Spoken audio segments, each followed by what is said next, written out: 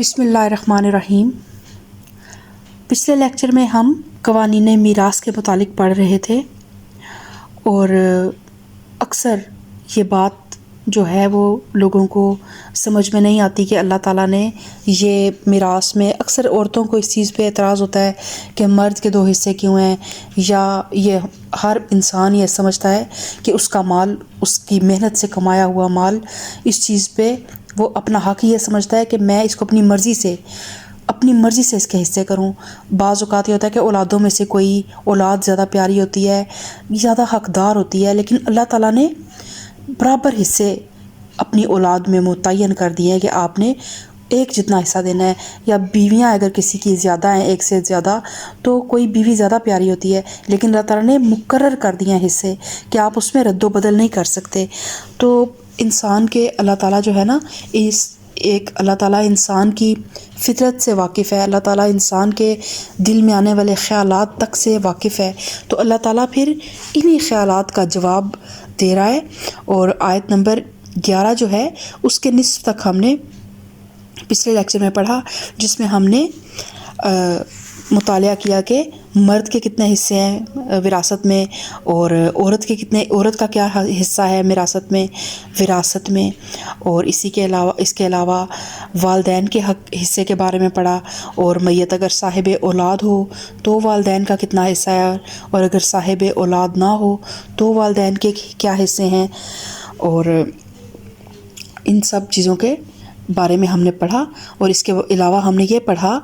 کہ میت کی جو بھی وصیت وراثت ہے وہ تب تقسیم ہوگی جب اس کے اوپر جو قرض ہے وہ ادا کر دیا جائے، اور جو وصیت اس نے لکھی ہے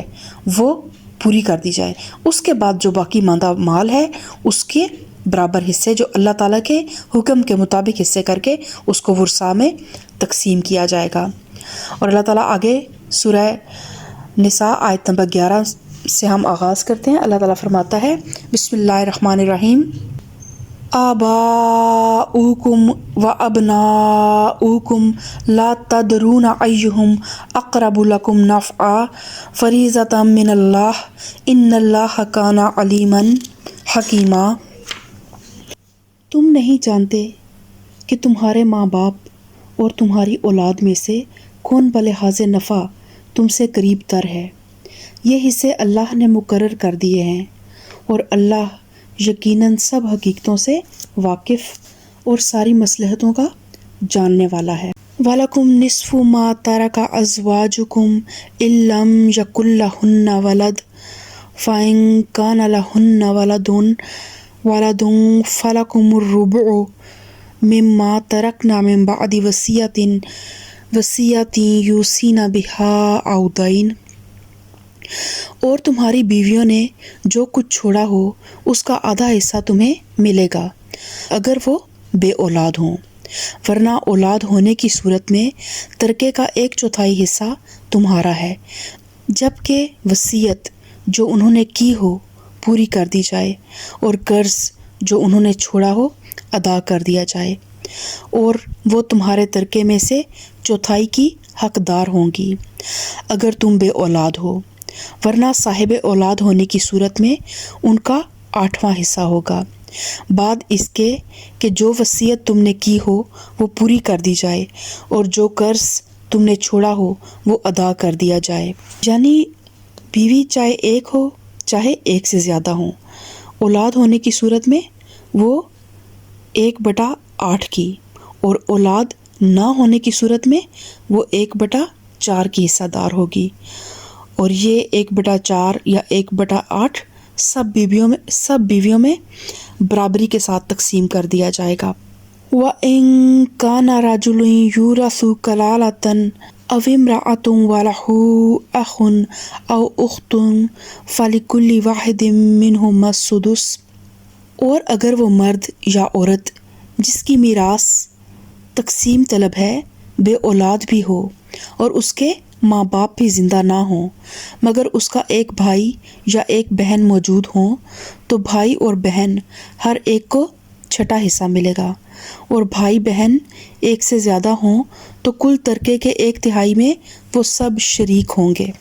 اور یہ حکم جو ہے یہ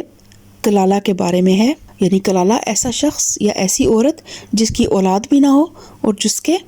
والدین بھی نہ ہوں۔ اور اس آیت میں جن بہن بھائیوں کا ذکر کیا جا رہا ہے، مفسرین کا اجماع ہے کہ اس میں جو بھائی اور بہنوں سے مراد لی گئی ہے یہ اخیافی بہن بھائی ہیں، یعنی جو میت کے ساتھ صرف ماں کی طرف سے رشتہ رکھتے ہوں اور باپ ان کا دوسرا ہو۔ رہے سگے بہن بھائی تو ان کا ذکر اس سورہ مبارکہ کے اینڈ میں آئے گا، اور اس کا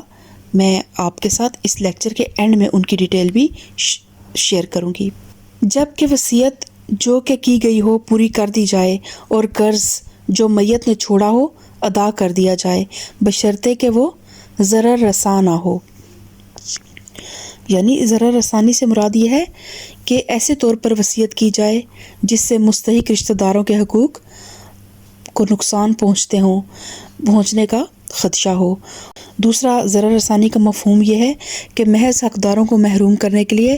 آدمی خواہ مخواہ اپنے اوپر ایسا قرض ہونے کا اقرار کر لے جو فی الواقعہ اس نے نہ لیا ہو، یا کوئی اور ایسی چال چلے جس سے اس کا مقصود یہ ہو کہ حقدار میراث سے محروم ہو جائیں، تو اس قسم کے گناہ کو گناہ کبیرہ قرار دیا گیا ہے۔ چنانچہ حدیث میں آیا کہ وصیت میں نقصان رسانی بڑے گناہوں میں سے ایک ہے، اور ایک اور دوسری حدیث میں نبی کریم صلی اللہ علیہ وسلم نے ارشاد فرمایا کہ آدمی تمام عمر اہل جنت کیسے کام کرتا رہتا ہے، مگر مرتے وقت وصیت میں ضرر رسانی کر کے اپنی کتاب زندگی کو ایسے عمل پر ختم کر کے جاتا ہے جو اسے دوزخ کا مستحق بنا دیتا ہے۔ اور یہ زرار اور حق تلفی اگرچہ ہر حال میں گناہ ہے، مگر خاص طور پر یہاں پہ کلالہ کا ذکر اس لیے کیا گیا ہے کہ جس شخص کی اولاد نہ ہو اور نہ ماں باپ ہونا،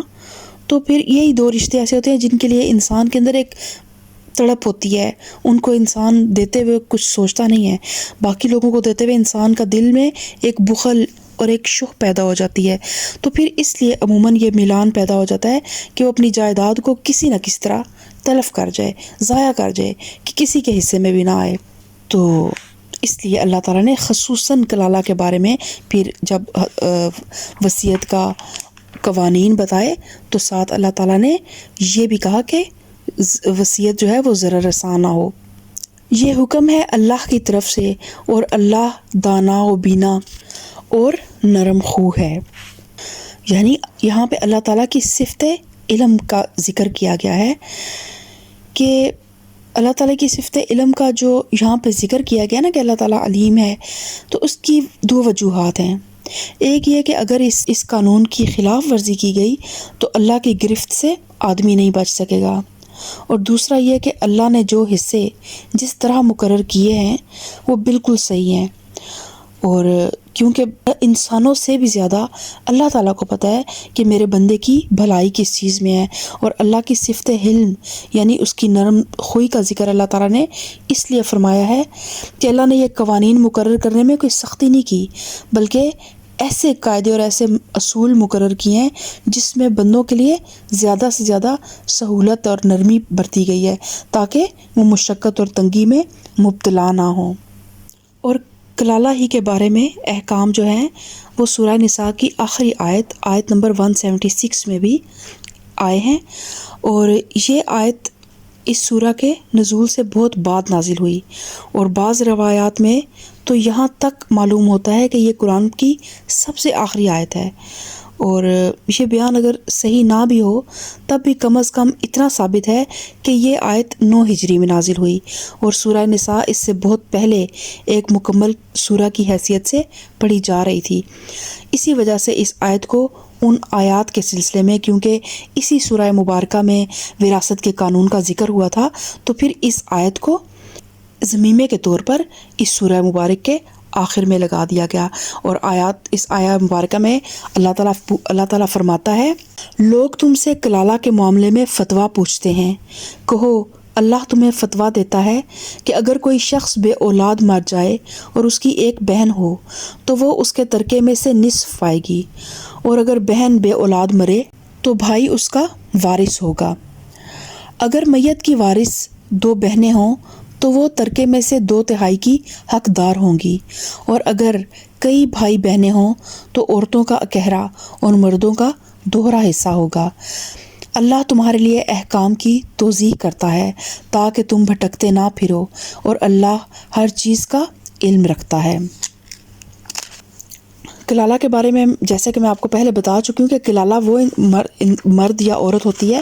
جس کی نہ والدین ہو اور نہ اس کے اولاد ہو۔ تو اب پچھلی جو آیات تھی ان میں کلالہ کے ان بہن بھائیوں کی وراثت کا ذکر تھا جو ماں کی طرف سے تو بہن بھائی ہیں لیکن ان کا باپ کوئی اور ہو، لیکن یہاں ان بہن بھائیوں کی میراث کا ذکر ہو رہا ہے جو میت کے ساتھ ماں اور باپ دونوں میں یا صرف باپ میں مشترک ہوں۔ اور تقسیم اس طرح ہوگی کہ بھائی جو ہے وہ اس کے، اگر مطلب کوئی عورت مری ہے اور اس کا بھائی ہے نا، تو بھائی اس کے پورے مال کا وارث ہوگا، اگر اور کوئی صاحب فریضہ نہ ہو، یعنی اگر عورت کا شوہر بھی نہیں ہے، کیونکہ شوہر کا حصہ تو بہرحال اس کو ملے گا نا، لیکن اگر کوئی بھی نہیں ہے تو پھر بھائی کو اس کی سارے مال کا وارث بھائی ہوگا۔ تلک حدود اللہ ومن یطع اللہ ورسولہ یدخلہ جنات تجری من تحتها الانہار خالدین فیہا وذلک الفوز العظیم۔ یہ اللہ کی مقرر کی ہوئی حدیں ہیں، جو اللہ اور اس کے رسول کی اطاعت کرے گا اسے اللہ ایسے باغوں میں داخل کرے گا جن کے نیچے نہریں بہتی ہوں گی، اور ان باغوں میں وہ ہمیشہ رہے گا، اور یہی بڑی کامیابی ہے۔ اور جو اللہ اور اس کے رسول کی نافرمانی کرے گا اور اس کی مقرر کی ہوئی حدوں سے تجاوز کر جائے گا اسے اللہ آگ میں ڈالے گا جس میں وہ ہمیشہ رہے گا، اور اس کے لیے رسوا کن سزا ہے۔ اور یہ آیت جو ہے بہت زیادہ دل دہلا دینے والی ہے، جس میں ان لوگوں کو ہمیشگی کے عذاب کی دھمکی دی گئی ہے جو اللہ تعالیٰ کے مقرر کیے ہوئے قانون وراثت کو تبدیل کریں یا ان دوسری قانونی حدوں کو توڑیں جو اللہ تعالیٰ نے اپنی کتاب میں واضح طور پر مقرر کر دی ہیں۔ لیکن انتہائی افسوس ہے اس بات پر کہ اس قدر سخت وعید ہوتے ہوئے بھی مسلمانوں نے بالکل یہودیوں اور غیر مسلموں جیسی جسارت کی ہے کہ انہوں نے اللہ کے قانون کو بدلا ہے اور اس کی حدود کو توڑا ہے، اور اس قانون وراثت کے معاملے میں جو بھی نافرمانیاں کی گئی ہیں وہ اللہ تعالیٰ کے خلاف کھلی بغاوت کی حد تک پہنچی ہوئی ہیں۔ ہم دیکھتے ہیں کہ کہیں تو عورتوں کو میراث سے مستقل طور پر محروم کر دیا جاتا ہے، کہیں صرف بڑے بیٹے کو میراث کا مستحق ٹھہرا دیا جاتا ہے۔ بعض اوقات والدین کے جس بچے کے ساتھ تعلقات اچھے ہوتے ہیں وہ اس کو ساری جائیداد دے دیتے ہیں اور باقیوں کو محروم کر دیتے ہیں، اور کہیں سرے سے تقسیم میراث ہی کے طریقے کو چھوڑ کر ایک مشترک خاندانی جائیداد کا طریقہ اختیار کر لیا گیا ہے، کہیں عورتوں اور مردوں کو برابر حصہ دے دیا گیا ہے۔ اور اب ان ساری پرانی بغاوتوں کے ساتھ ساتھ ایک تازہ ترین بغاوت یہ بھی ہو رہی ہے کہ بعض مسلمان ریاستیں اہل مغرب کی تقلید میں ایک انہوں نے ڈیتھ ڈیوٹی یعنی کہ وفات ٹیکس بھی لگا دیا ہے، جس کے معنی یہ ہے کہ میت کے وارثوں میں ایک وارث حکومت بھی ہے جس کا حصہ رکھنا شاید نعوذ باللہ اللہ تعالیٰ بھول گئے تھے، تو اب یہ حصہ دینا پڑے گا۔ حالانکہ اسلامی اصول پر اگر میت کا ترکہ کسی بھی صورت میں حکومت کو پہنچتا ہے تو وہ صرف یہ ہے کہ مرنے والے کا کوئی قریب اور بعید کا کوئی رشتہ دار موجود نہ ہو اور اس کا چھوڑا ہوا سارا مال جو ہے وہ ان کلیمڈ پراپرٹیز کی طرح بیت المال میں داخل کرا دیا جائے، یا پھر حکومت اس صورت میں کوئی حصہ پا سکتی ہے، ساری جائیداد تو نہیں لیکن کچھ حصہ پا سکتی ہے جب مرنے والا اپنی وصیت میں سے ان کے لیے کوئی حصہ مقرر کر کے جائے۔ تو اللہ تعالیٰ ہمیں ان تمام حدود کی پابندی کرنے کی توفیق عطا فرمائے جو اللہ تعالیٰ نے ہم مسلمانوں پر نافذ کر دی ہیں، اور جو بھی اللہ تعالیٰ نے قوانین بتائے ہیں شریعت کے اور ہماری زندگی گزارنے کے جو بھی اصول بتائے ہیں، اللہ تعالیٰ ہمیں ان تمام پہ عمل کرنے کی توفیق عطا فرمائے۔